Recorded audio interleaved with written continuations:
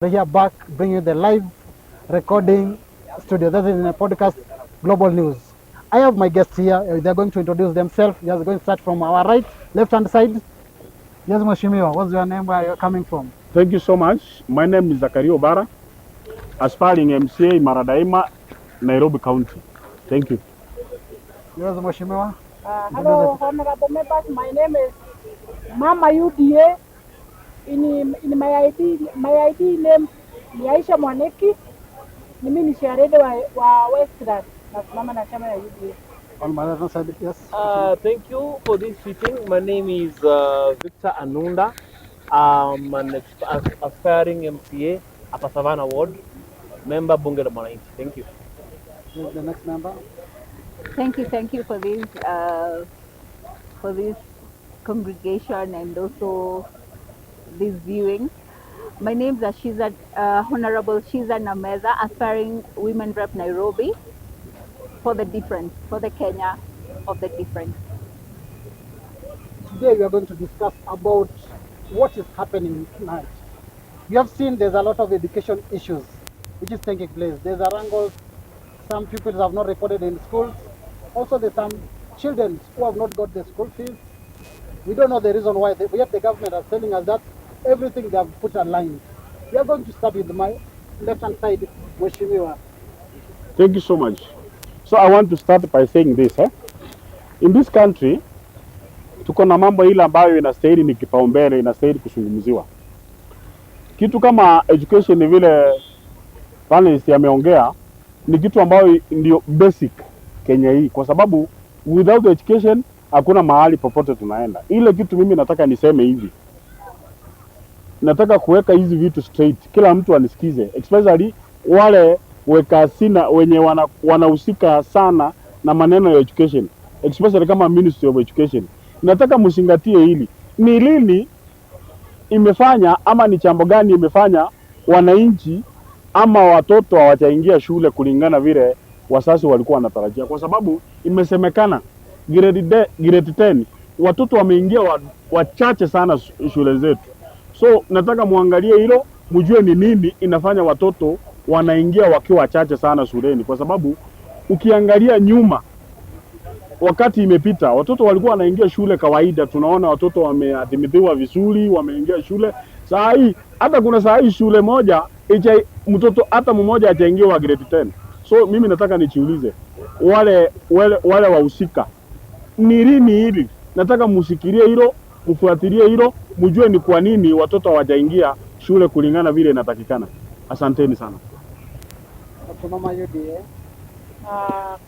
Mimi nasema kuhusu shule, watoto kutokwenda shule, kitu cha kwanza na blame ma MPs, all MPs for 47 counties.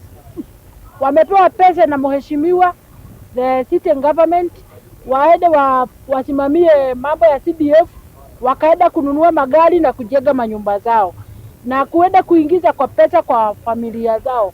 Hiyo pesa ilikuwa iende kwa watoto ambao hawajiwezi, waende kwa wazazi wenye hawajiwezi, wapewe CDF. For example, tuende Kiharu. Kiharu, huyo ni MP wa Kiharu, sitting MP up to now. Amefanya kazi mzuri sana. Shule huko Kiharu hakuna shule ambayo haina dalili mzuri ya kufanyiwa mambo mazuri na mheshimiwa Dedi Nyoro.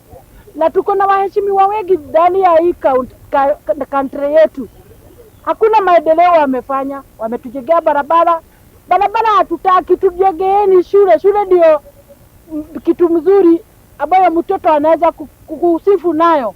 Kwa hivyo mimi ningesema tusije tukamkashifu rais wetu sababu ya watoto. Na alisema kama uko na mtoto ambaye aliko shule na hajaenda anuwa grade 10 na hajaenda shule, afae uniform ya hiyo shule alikuwa anasomea, aende shule ile alikuwa amechagua, ameitwa. Kama atakuta nafasi yake imepeanwa, akatalie hapo. Na mimi ninasema kama uko na mtoto na aliko shule na ameshindwa kuja direct to me, tuende kwa hiyo shule tujue the reason why. Okay. Mheshimiwa, kwa nini nafikiri watoto wajaenda shule na kwa nini education iko na shida sasa hivi? Mimi kwanza ni wenzangu wameongelelea, sitarudia kile wamesema. Mimi nitashikia kwanza kwa mahali mimi nataka kuania. Kuna shida kwa sababu ile shule iko pale. Sisi kama watu wa pale wa alumni tumeenda sisi wenyewe tukajionea kwamba darasa ziko na mashida. Mwalimu mkuu pale ametueleza shida zake ndio watoto waweze kuperform vizuri, ni teacher pupil ratio. Nimeona kwa mtandao kwanza kwamba deficit ya walimu wale hawajawekwa kwa system ni 72,000. Na iko pesa mingi serikali inatumia. Kwa nini haitaki kuwezesha walimu waingie kwa classroom? That is what I can say about education. My colleagues have said the rest. Thank you. Okay, mheshimiwa, naweza endelea mbele. Kwa nini watoto hawajaripoti shule vizuri na kwa nini education iko na calamities? First of all, as the upcoming Women Rep Nairobi, ninaona education is not something to play with. Education is paramount. Hiyo si kitu ya kuzungumzia. It is the only thing that only key that your parents can give you. Kama mzazi, hata mzazi wa pale chini, ile kitu moja tu anaweza patia mtoto wake ni education. So kama tunanyimwa education, and apparently so sad, the current regime waliambia wazazi wapeleke watoto shule. Watapeleka aje watoto shule na hawana pesa? Hata wengine hawana nauli, hata wengine hawana hata nauli, na mahali zile shule pengine wamechagua ni shule ziko mbali. So sisi tunaendelea kuangalia mambo ya education. It is not, hata hii mambo ya education it's supposed to be free. Hata hizi maneno tunaona za CDF, hizi maneno za CDF zinafaa kukuwa scrapped off, because sioni zikifanya chochote, kwa sababu tunaona kuna a lot of corruption in the CDF and in the GAF. Because ukiangalia watoto wale wajaenda nyumbani ni wengi sana, na watoto wanazidi kulia na wazazi wao wanazidi kukua na majonzi. Hii kitu mambo ya CDF na GAF inafaa hata kutolewa. It's supposed to be scrapped off, because education, hii pesa yote inafaa kuwekwa pamoja. Hii maneno pesa wanapatia eti MP, wanapatia MCA, wanapatia senator, na wanapatia women rep, na wanapatia paka governor. Hii pesa inafaa kuwekwa pamoja,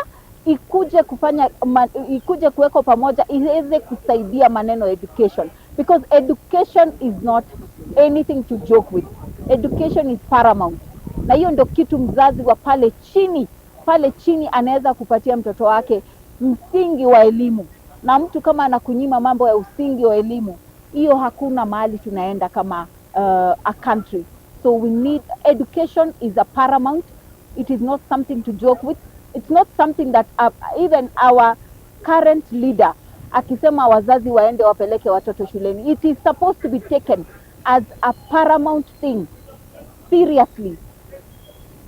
Karibu kabisa. Okay. As you said, education is a key pillar to our life. What do you think can the government do in order to improve the education sector in this government? Thank you. Kitu ya kwanza wanastahili wafanya ni kuweka mikakati kabambe ya kuhakikisha kila system inafanya kulingana na ile sheria tuko nayo, kulingana na ile constitution tuko nayo, kwa sababu kuna vile tunasema ati president maybe ndiye ajui kupanga, lakini sio hivyo. President kazi yake ni kuoversee, lakini kuna wale wahusika wanastahili waweke mikakati ambayo inastahili kila mtu anaona kweli hii ndio njia mzuri kabambe ya kusaidia elimu nchi yetu ya Kenya hapa. So mimi nataka niseme hivi, Minister of Education, Mr. Ogamba, please do your job. Wacha kulegea, hakikisha kila kitu ambayo inastahili kuwekwa na system ya education hapa Kenya inafanya kazi kulingana na vile inastahili. Kwa sababu huwezi niambia ni wakati ule zimepita hizi zetu watoto walikuwa wanasoma bila shida, saa hii watoto hawaendi shule. Kwa sababu ya nini? Kwa sababu naona serikali ni kuongea tu, lakini hakuna zile watazatimiza vile kulingana vile wamesema. President juzi amesema mtoto yote mwenye aliitwa shule atuamuke na mtoto uende hiyo shule aliitwa, na ukifika huko polisi pataki kukusikia. Juzi hivi majuzi kuna vile Minister of Education aliongea akasema mtoto yote mwenye ako na balance shule na certificate yake imesikiriwa. Sisi kama serikali tumeambia mashule zote waweze kusalenda certificate kwa watoto, kwa sababu wanahitaji hizo certificate waweze kutafuta kazi. Ukienda mahali maybe umesoma shule fulani, ukienda huko na balance ilikuwa imebaki, ukiwaambia president alituambia, ama minister of education alituambia mtupatie certificate, wanasema hiyo sisi hatujui. So sasa ndio maana nasema inaonekana serikali yale mambo wanaongea ni kama hawezi tilia mkazo, wajue kwamba tumezungumza kweli yanafanyika kule kijijini. So hilo ndio jambo mimi naomba serikali ikizungumza kitu. President amesema juzi ati mtoto kama amekosa school fees afae nguo aende shule. Ukifika huko unafukuzwa. Ukiongea maneno ya president anasema enda tafuta huyo president hatumjui. So hiyo sasa inatuonyesha nini? Inatuonyesha ya kwamba serikali inaongea tu mdomo, lakini hawafuatilii lile wanazungumzia kule chini. Okay. Mama Yede, Mheshimiwa, what do you think serikali inaweza fanya ili improve the education sector? Ningeomba Mheshimiwa William Samoei Ruto amuamrishe Mr. Ogamba, CS wa education, asuguke kwanza huko vijijini, aone vile watoto wanateswa na walimu. Na isitoshe, kuna jambo lingine nitasema hapa, na hata kama naomba lichunguzwe sana. Ada ya shule imeongezeka kuliko vile ilikuwa. Tunaitishwa pesa ya tuition ambayo ilibanwa kitabu enzi za kale na marehemu Ogola, anaitwa Magoya alibana. Hata Mheshimiwa Matiang'i alikuwa amesema tuition hataki kusikia ikilipwa, mtoto asome from Monday to Friday. Hiyo nini inamtosha. Hii ya kuongezwa elimu ati ya Sunday na Saturday mpaka mtoto atoe 100 ama 50, sisi wazazi tunateseka kuitishwa hiyo pesa. Na ningekuomba Mheshimiwa CS wa education, chunguza hiyo neno. Walimu wanatukalia sana. Ndio maana hata watoto shuleni anakaa kama anasinzia ndani ya darasa, sababu ni ile maneno anafanya. Akifika shuleni amelala juu mama ana uwezo. Akifika huku mwalimu anamtesa juu amekosa 50. Mr. Ogamba, CS wetu wa education, ningekuomba ingilia kati kuhusu hii neno la tuition. Ulibane kabisa, sababu ile pesa walimu wanapewa na serikali inawatosha. Hii ingine, mimi kama nataka mtoto wangu asome masomo ya kado, mimi nitaita mwalimu nyumbani kwangu asomeshe huko, lakini sio kutafuta pesa, na hiyo njia sio nzuri. Ndio maana anaona watoto wazazi wameshoka. Na hii swala president alisema mtoto ameitwa shule, aende ile shule aliitwa. Mimi nilichunguza sana. Niliona mama amepeleka mtoto shule wakiwa na baba. Kufika ndani ya shule alikuta nafasi ya mtoto wake imepeanwa, sababu baba ni maskini, yule ni tajiri, amekuja na akayopewa hiyo nafasi. Mr. Ogamba, ingilia kati. Huyo mama aliachwa kwa shule na bwana wake na mtoto hivi, na bwana akapotea, hana otherwise. Ingilia kati. Sisi wazazi tunateseka. Mko kwa ofisi ya mjui chenye, na ama unipe kazi ya kukuchunguzia kwa mashule chenye kitaendelea, na nitakuwa nikikuletea ripoti usiku na mchana. Sitakuwa nalala, nikuletea hizo ripoti wenye wazazi wanatezwa ndani ya shule. Asante. Okay. Mheshimiwa, yes. Umeona hii changamoto ya shule? Yeah. Umeona venye walimu wana behave na teachers wana behave from the tuition that the motion has raised it. What can you tell the government how they can support improve the education of this country? Thank you. I think unajua ukienda hospitali ukiwa wewe ni mgonjwa, daktari hawezi kupatia painkiller peke yake. Kuna vitu kadhaa atakwambia, tumia hii, tumia syrup, tumia Panadol. So I think first of all the government is supposed to fix the teacher people ratio. Number 1. Number 2, digital literacy has not happened. Unakumbuka wakisema wataleta computers shule, ma laptops, hawajaleta mpaka wa leo. The world is going digital. Na hii digital literacy inafaa kuanzia chini. They need to equip the schools with computers. Watoto wasipokuwa equipped vizuri digitally, watakuja hawatatusaidia hapa nyuma vizuri. Alafu infrastructure, nimeona speaker wa National Assembly Bwana Waitangula leo akisema, yes, amesema 56% ya wale wabunge wamekaa pale, hao wabunge hao walagai hawatarudi. kwa sababu ukienda kule nyumbani rural sehemu zingine wanapewa CDF, lakini unapata bado kuna classrooms za matope. Sasa unashangaa hao watu wanafanya nini? So infrastructure pia. Nikimalizia kile naweza ambia serikali ni kwamba funding iko, pesa iko, equip the schools with money. Capitation ilienda chini juu. Kwa nini president alirudisha chini? Wanafaa wairudishe juu. Equip the schools. Thank you. Yes, Mheshimiwa, how do you think the government should do about improving the education sector? Then there was issue of tuition. Most men, family are crying about it. Can you tell us what do you think is supposed to be done? Kwanza, kitu cha kwanza, mimi ni mzazi pia na mtoto wangu pia amekuwa shuleni, na nimeona hiyo kitu imekuwa sana, wazazi wanalia kwa sababu unaona mzazi pengine hata ana hiyo shilingi 100 ya kutoa mtoto kwenda tuition on Saturday, and that is not a paramount thing also a student to go on Saturday to school.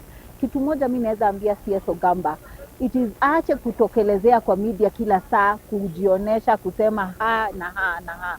Sisi tunataka kumuona akifanya kazi, tunataka tumuone akifanya kazi ile tulimtuma afanye kama CS wa education, because hatuwezi kila saa tunaongea mambo na education, na hiyo ndio tu peke yake tunaweza patia watoto wetu hapa kwa mji huu wetu. Na sasa kitu moja pia nataka kuongea, watoto pia ukiangalia watoto wa grade 6, 7 na 8 na 9, saizi watoto wanabeba vitabu kubwa, zile zinashinda hata kutembea. Mtoto anabeba kitabu inakaa kama mzigo na bag yake paka hata inamshinda. Tunashindwa hii masomo yote, na ikifika mwisho wake huu mtoto hata akimaliza shule, hata amalize university, bado mtoto anaendelea kutaabika. Sisi tunakatai maneno ya kuendelea kuweka vitabu zile, hao watu wa Macmillan and whatever, hao watu wanatengeneza vitabu. Waache kuwekea watoto encyclopedia kubwa inakaa kama Biblia, na mtoto na ni kitabu kimoja. Sasa mtoto anabeba vitabu kama 5, na unaimagine sasa ni mtoto ule mdogo, mwili ni ndogo, bag ndio hiyo naye ameng'ang'ana nayo. So sisi tunakataa maneno haya ya upotovu, na sisi tunasema CS Ogamba, tafadhali ile kazi ulipatiwa ufanye kama CS.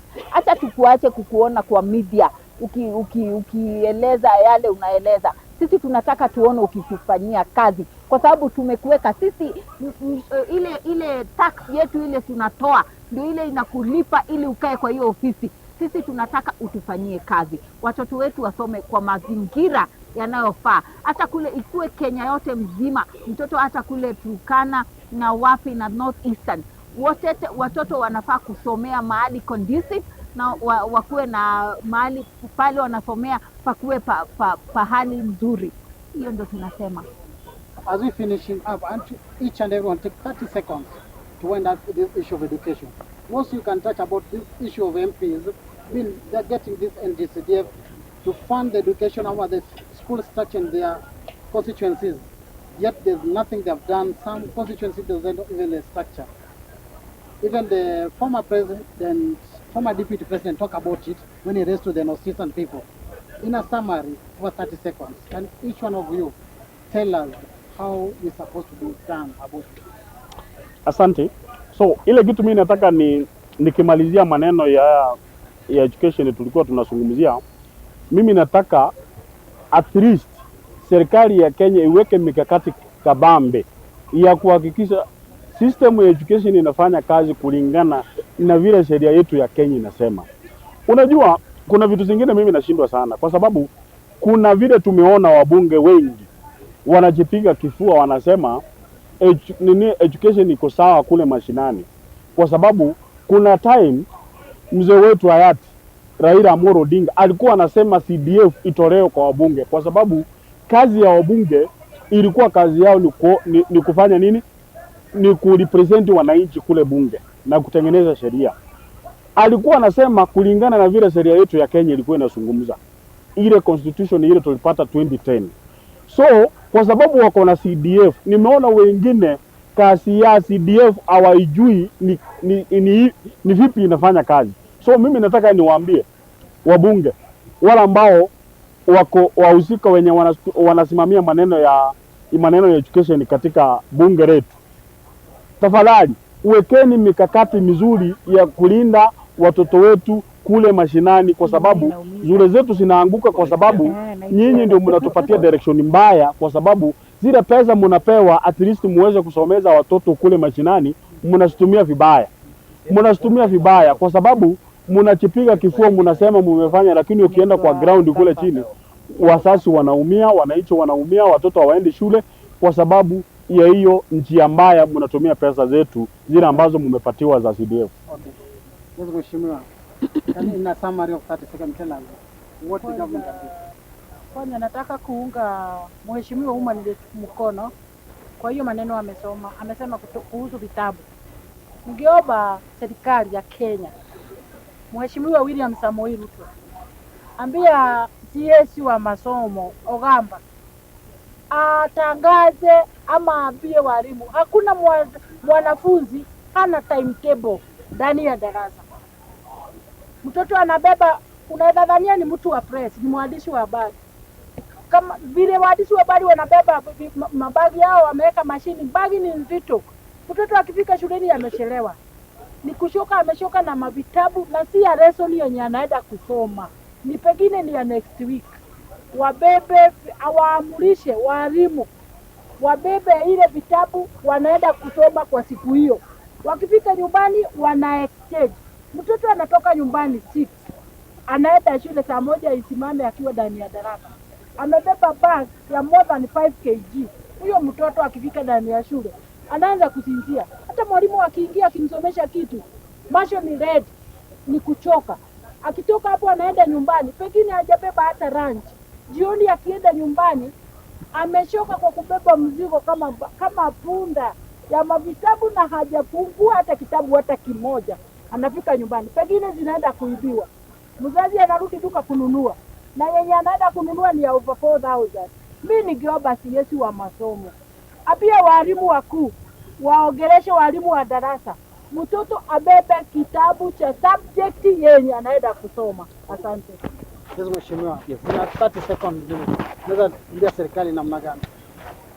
Mimi naweza sema I'm very saddened that report inaonyesha kwamba kuna ghost teachers. Na naweza taka EACC ingilie. Kuna corruption kwa mashule. Hapa nyuma tumeona Bwana Magoha, tuliona Matiang'i, they were very tough. Atuliona Ogamba akiwa na ile toughness ilikuwa hapa nyuma. Ndio kwa sababu kuna shida. Ogamba anafaa inaitwa take the bull by its horns and things will work. How can there be shortage of pupil teacher ratio na bado kuna ghost teachers? Auditor in report inatoka kwa auditor general is very saddening. Thank you. Mheshimiwa, tell us something you think government should improve and in your summary. Okay, mimi kwanza maneno ya CDF, nitaendelea kuongea maneno ya CDF na maneno ya GAF. Hii pesa imekuwa ikienrich these MPs na MCAs na masenata na hawa magovernors. Hii pesa ndio tunaona wanachukua, wananunua manyumba, wananunua magari kubwa kubwa, na ilhali watoto wetu wanakaa nyumbani. Sasa hii kitu tunakataa, maneno ya CDF. Tunaomba hata ikuwe abolished, because it is not helping our students, it is not helping them. Because tukiangalia tunaona watoto bado wanabakia nyumbani, watoto bado wanakosa kwenda shule kwa sababu ya school fees, na ilhali ile pesa inatolewa kama ya CDF na GAF ya kuweza kusaidia hizi mambo zote, tunaona hiyo pesa haikuna mahali inaenda. So mimi ninaomba hata tuweze, hao ma MPs, hii ndio pesa wananunua nao magari kubwa, wananunua nao mashamba, wananunua nao ma girlfriends, ma ex chick na XX. So sisi tunataka tu kitu moja, hii CDF na GAF iweze kutolewa, kwa sababu hiyo pesa iwekwe pamoja iweze kusaidia wananchi na watoto wale hata waendi shuleni wapate education, because education is not paramount. Education is, hiyo ndio mandate ile unaweza patia mtoto hapa kwa Kenya yetu. Okay, now we have done issue of education. Now we are in political arena, and this political arena we deal about UDA ODM relationship. We've seen they are not to sign a coalition. Let me ask my panelists, do you think that this coalition will work? Asante sana kwa hilo jambo lendo hilo jambo umeleta hapa kwa mesa. Mimi nasema hapa hivi leo, mimi ni member wa ODM, live member, ule mwenye anatoanga 20,000 every year. Mimi ni member 711 live member. So ile kitu nimeona katika ODM. In fact, mtu mwenye alikuwa ameshikilia pati yetu hiyo ya ODM ni Baba Raila Amolo Odinga. Kwa sababu Baba Raila Amolo Odinga alikuwa ni mtu ambayo anasikiza ground, anakuja na kuongeleza, anajua maono yako, anajua kama umekasirika, anajua umekasirika kwa nini. So ODM ilikuwa imeshikiliwa na baba. Na mimi vile saa hii naona kwa sababu baba yuko. Na unajua historia ya Kenya kwa chama zote zenye tumekuwa nazo tangu tupate uhuru ya Kenya zimekuwa pati mingi sana. Na msione tu kama ni mchezo. ODM the next 1 year ODM itakuwa, kwa sababu vile nimeona kwa sababu saa hii kuna tofauti sana pale kwa ODM, kwa sababu kuna vijana wanasema wanakiremu inastahili ikuwe yao, kuna wazee pale ODM wanasema ODM inastahili ikuwe yao, kuna watu wengine unasikia Joe amesema kama ODM itaendelea namna hii itatengeneza chama yangu. Unaona, na kuongea kwa ukweli, sasa mimi kutoka mahali nimetoka kule Nyanza, specifically Kisii, na nimeona Wakisii ni kama wote wametoka ODM. Ni kwa nini wametoka ODM? Kwa sababu driver wetu mwenye alikuwa anatuendeza kwa hiyo gari alikuwa Raila Amolo Odinga. So that's why Wakisii wametoka, sasa hivi wanaangalia wamepata gari nyingine inaitwa Jubilee, ndio naona wameingia ndani. Kwa hivyo nataka niambie wenye wamepaki kwa ODM, kwa sababu kuna timu karibu 3.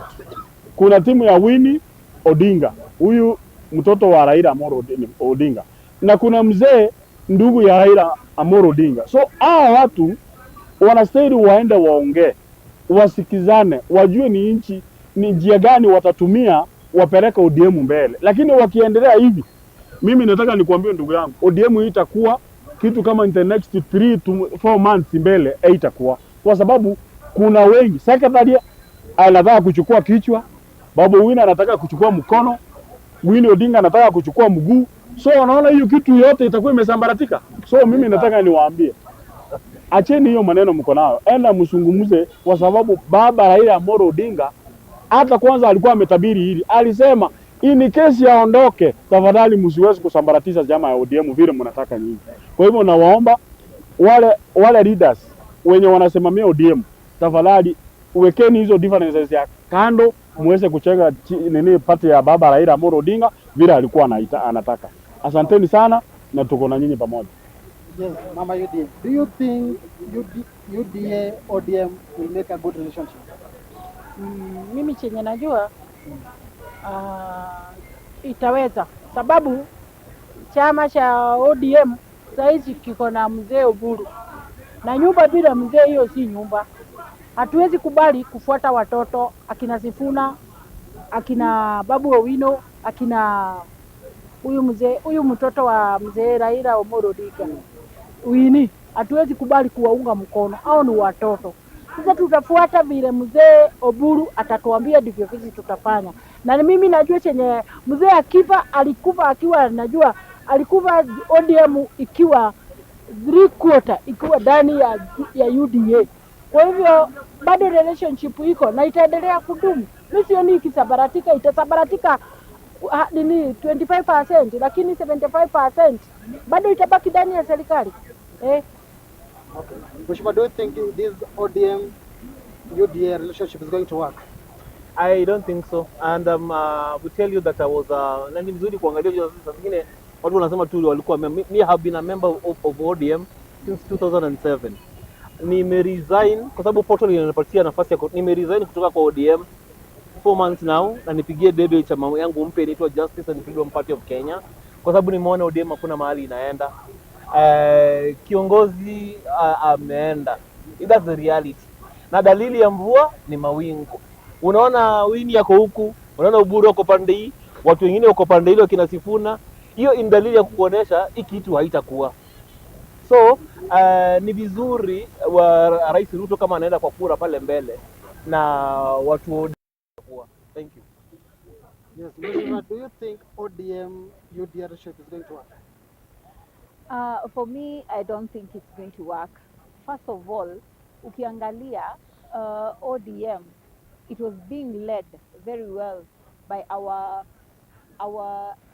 excellency Raila Odinga, the people's president. Mungu arehemu roho yake mahali iko, lakini tukiona saa hii ile imekuwa ikiendelea pale kwa ODM si kile tulikuwa hata tunatarajia. Kama sasa sisi youth tunaumia sana, sisi ndio tunaumia kabisa kama mayouth, kwa sababu kwa ile tukiangalia kwa hizi ma ODM au watu wakipigana huko juu, sisi vijana hata hatukui considered, tunakuwa tumetupwa nje kama vijana. So mimi kitu moja naangalia, nasema ODM it was very well with Raila Odinga, na ndio ujue kweli baba alikuwa amewezesha kusimamisha ile chama na ikakuwa paka na nguvu venye ilikuwa, na hata ndio alikuwa ameweza kuweka msingi bora kwa ile chama. Lakini sasa tukiangalia saa hii mambo ni tofauti, watu wanapigana right, left and center, we don't even know who is who. Sasa hata kama sisi mayouth tunateseka, tunalia, kwa sababu sisi tuko wapi? Sisi tuko wapi kwa hii mambo yote? Sisi ndio tunateseka, ndio tunamenyana, na hao wakipigana huko juu, sisi vijana ndio tunateseka kabisa. Yeah. There's a lot it's been said that ODM UDA relationship has failed. As my leaders, you are coming to be our leaders in this your constituency and every branch, what do you think ODM UDA has built in their broad-based government? So mimi ndio sema sioni kuna uhusiano mzuri kati ya ODM na UDA. Ni kwa nini nanifanya niongee hivyo? Kwa sababu future ya hii country belongs to the youth. So that's why nimesema, kwa sababu youth wako kwa ODM wamesema enough is enough, hatuwezi unga UDA mkono. That's why nimesema sioni kama kuna mikakati ile ambayo wameweka waweze kushirikiana pamoja, kwa sababu wengi, kuna msemo inasema wengi wape, kwa sababu in ODM vijana ndio wengi. That's why tumesema UDA ifanye mambo zao na ODM tunajua ilikuwa inasimama kivipi hii nchi ya Kenya. Kwa hivyo mimi nataka niseme hivi, kwa sababu this time round hatuwezi cheza na mtu, kwa sababu mimi nataka niseme hapa hivyo, this time round tunataka kuchagua ule kiongozi mwenye ako na maono, mwenye ataweza tupeleka mbele, kwa sababu tuko na maono yale still na ile alikuwa ametupatia kibaumbele tusimame nayo. Kama sisi vijana wazalendo wa Kenya tunasema president wetu Dr. William Ruto kuna mahali amefeli wa Kenya. That's why nimesema kuungana pamoja na ODM hiyo ita make sense. Iwezi leta difference yoyote. Kwa nini nimesema hivyo? Kwa sababu yeye akona chanzi mzuri ya kuchionyesha ya kwamba yeye akona nia mzuri ya kusaidia wa Kenya. Lakini mahali amefika tumeona nia yake ni ya kuharibu Kenya. Ndio maana nimesema ODM kama wataungana na UDA, hiyo ni ODM ile nyingine tunasema ODM B, lakini ODM ile original ya vijana wenye wako na maono ya kupeleka Kenya mbele hawatasimama na UDA, kwa sababu UDA kuna ODM ya KB na ODM A. Tuko na ODM A ile ambayo iko na maono ya kutupeleka mbele, wale walikuwa wamesimama na maono ya Raila Amolo Odinga, na tuko na ODM B yenye iko na maono iko na maono yenye yamenunuliwa na William Ruto. So that's why nimesema that William Ruto has already buy that ODM B. Kwa kuangalia kwa mtazamo wangu nimeona, kwa sababu kuna ukaribu sana wanafanya na wale wazee ambao tumesema ni wako na ODM B. Kwa sababu kwa nini nimesema hivyo? Kwa sababu ukiangalia Secretary General wa ODM, yeye amesema yeye atafuata yale masharti yenye alikuwa amepewa na mzee Raila Amolo Odinga, kwa sababu yeye mzee Raila Amolo Odinga alikuwa kielelezo kutupeleka mbele, kwa sababu alikuwa anasema kuna mabaya yalikuwa yanatendeka ndani ya serikali. Kwa sababu yeye ndio akuje kuunga Raila mkono Ruto mkono, ni kwa sababu aliona Kenya ni kubwa kuliko yeye. Ndio maana tunasema Raila mahali yako, wacha Mungu amweke mahali pema. Kwa sababu mimi ndio maana nimesema ODM B, tafadhali amwezi tupeleka mahali hatutaki. Sisi kama vijana tumesema enough is enough, kwa sababu we want to save this country, because that's why nimesema Sisi kama watu wenye tuko mlengo yenye inasema mbele daima kina Sifuna kina Babu Owino, tunasema hatuwezi unga lijimu ya William Ruto mkono kwa sababu amefanya madhambi katika nchi yetu ya Kenya. Okay, that one is sanctifies Joseph. Mama UDA, there was something you talk about 10-point agenda in a broad-based government. Can you tell us this 10-point agenda kama zimefanyika ama hazijafanyika, na zile mazuri umeona kama iko kwa hii broad-based government? Sijui niseme namna gani. Juu huyu my honorable members naona anaingia mahali ambayo sipo. Huyu my honorable member anaingia the wrong side na wrong direction, na hiyo wrong direction anataka kuingia, tafadhali stop it. Mimi naunga ODM mkono yenye iko na baba mzee Oburu, na hiyo ndio number 1. Hii ingine tukiangalia mzee Sifuna senator hapa Nairobi, ni nini ametufanyia? Tukiangalia Babu Owino ametufanyia, ni kijana wa dramatic, yani ni comedian. Sasa hata akija atuseme anasimama na sisi kama leader ama kiongozi wa chama fulani, tutakuwa tu watoto wetu wakiiga tabia zake. Sisi tunaunga ODM na ile ya iko na wazee, sababu mahali pako na wazee hawezi mwogo maji ya mzee Oburu. Hiyo ndio sisi tunajua, na tunajua ile hadi mzee Raila walikuwa wamejadiliana na mzee Ruto itatimia. Na my friend,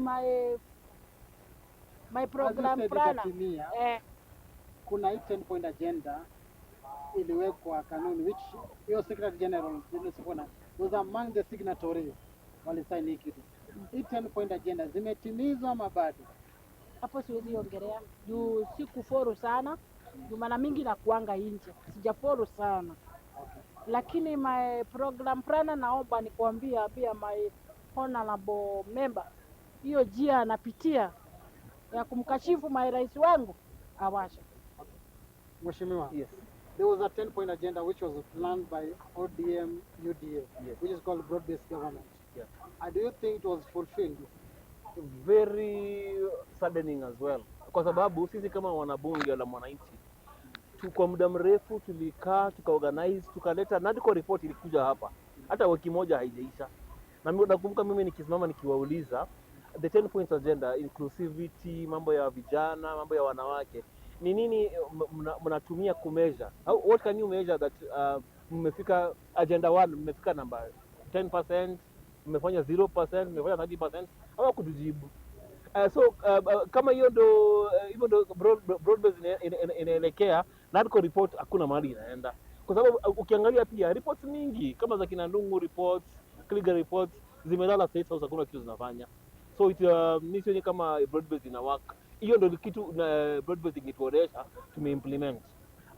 Number 2, hii maja, wanasema hii ni maja. Unajua parties don't just exist. There's a watchdog that is called Office of the Registrar of Political Parties. Inasema kama parties mbili zinataka kumatch, zinafaa zidissolve. Unakumbuka TNA URP? So is ODM ready and UDA, are they ready to dissolve these political parties and merge? I don't think so. Thank you. Mheshimiwa, what can you tell about this 10-point agenda or the broad-based government? Have they done something? You've seen it? Okay, what I can say is I've not seen anything. Raila Odinga has fought when he was alive for 15 years. Amejaribu kupigana na hiyo mambo ya the 10 points agenda before he joined Ruto, His Excellency the President Ruto. So hakuna chochote kile wameweza kufanya mpaka hata saa ile they co-joined, hakuna chochote kile kimeweza kufanyika. The third gender rule of women in the parliament, hii maneno tena ya kupitisha mswada kama wanabunge, ukiona mahali pengine wanabunge hawafanyi venye inafaa pia in the 10 point agenda it has not been done, and also the youth who died kwa hii maneno ya maandamano. Tumesikia waliform the sijui inaitwaje ile the committee. Yes, hiyo ya kuweza kucompensate the people who died in the maandamano. Hatujaona chochote kile kinaweza fanyika. Zile familia bado ziko na majonzi, zinalia, na mpaka wa saa huu vijana, ile kidonda bado haijatoka. So sisi kama vijana naona hata ndio tunaumia sana kama hii maneno yote bado inaendelea huku, kwa sababu where are we in all this? Tunasema maneno hii ya 10 point agenda, it has not yet been fulfilled by the current regime. The way they had, walikuwa na ile mkataba na ODM, hakuna chochote kile kimeweza kuwekwa kwa meza, na hata wale zile familia za wale waliofiwa, na hata wale tuliona kama makomitees wale waliwekwa kama kuweza kufanya hii maneno, niliona tu ni propaganda, zote ni propaganda, ni ile mambo tu watu wanajinufaisha wenyewe. Okay.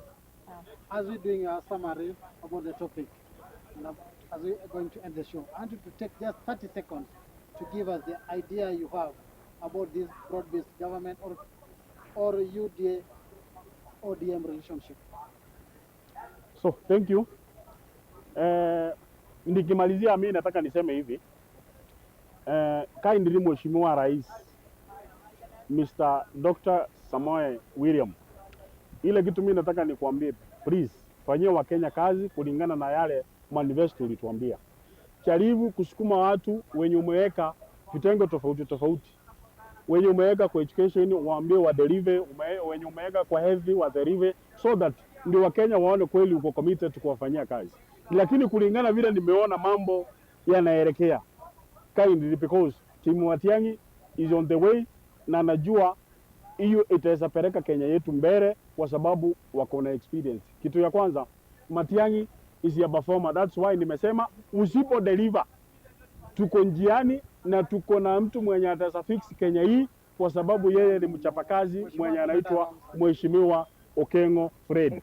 Kwa hivyo Bwana President, na kuomba wewe sikaniza wa Kenya wakuwe kitu moja, so that come 2027 tuone kama umeweza timiza hata 50%, so that ndio kitaka mara ya pili ndio Wakenya waone kweli ulikuwa committed waweza kuchagua mara ya pili. Asanteni sana. Okay. Mheshimiwa, tell us in a summary ile kitu unaona ingefanyika vizuri katika hii program. Kitu cha kwanza you have to know, Wakenya wanafaa wajue ODM bado Ruto ako ndani, alikuwa treasurer wakati ilianza, bado hajahama. Tukikuja hata Jubilee bado Ruto ako ndani, na saa hii ako UDA ako ndani, itaisha iende wapi? Kwa hivyo hizo zote wanasema ni propaganda, na wawache Mheshimiwa William Samoei Ruto, kipenzi chetu, aendelee na kufanyia Wakenya kazi. Tunaona amedeliver sana sana sana, hata anafaa aongezewe miaka 2. Ile bili tuliweka ya kuweka sufuria kichwani na majenzi aongezewe 2. Hiyo ndio hakufanya kazi vizuri, alikuwa anasumbuliwa. Aongezewe hiyo miaka 2, afanye kazi, amalize, ndio tufikirie mambo ya uchaguzi. Asante. Okay. Mheshimiwa, in your summary, can you tell us what do you think? Nimesikia naweza taka kukosoa mama UDA ati rais alikuwa ni member wa ODM, Jubilee. Yeah. The Office of the Registrar of Political Parties inasema hauwezi kuwa member wa party mbili, hauwezi, lazima utoke kwa hii party uingie kwa hii. Na watu wa ODM, mimi nimekwambia, nimetoka tu huko juzi, wamekuwa na concerns, wanasema hawaoni hii relationship vizuri, hawaoni bwana Ruto vizuri. So pia mimi nataka niwaambie msimuone vizuri huyo mtu, hawataki vizuri, kwa sababu kama anataka mazuri na hiyo maja anataka kuform, adisolve UDA kwanza before UDM ikuwe dissolved. Thank you. Okay. Yes, Mheshimiwa, in your summary, give us something. Okay, what I want to say is one thing. Hii maneno yote tunasikia ya ODM na UDA, vijana tu ndio bado wanaendelea kupitia shida tu, kwa sababu hata kwa hizo vyama sisi kama vijana hatupatiwi kipaumbele, hatupatiwi msemo wowote. Sisi kama vijana tunataka tuamke, tuinuke, tuweze kutoka nje, tukuje to form our own party, our own political party as the youth of Kenya. For us also to have the determination of this country, because we vote and we give directions also to this country. Sisi tunapenda kuona Kenya mpya, Kenya ya maendeleo, Kenya na si Kenya ya vita ama Kenya ya kuonewa ama ya mtu mmoja kuungama. Sisi tunasema vijana tuamke, huu ndio wakati wetu na wakati ni sasa, hatuna wakati mwingine. Okay. Asanteni sana.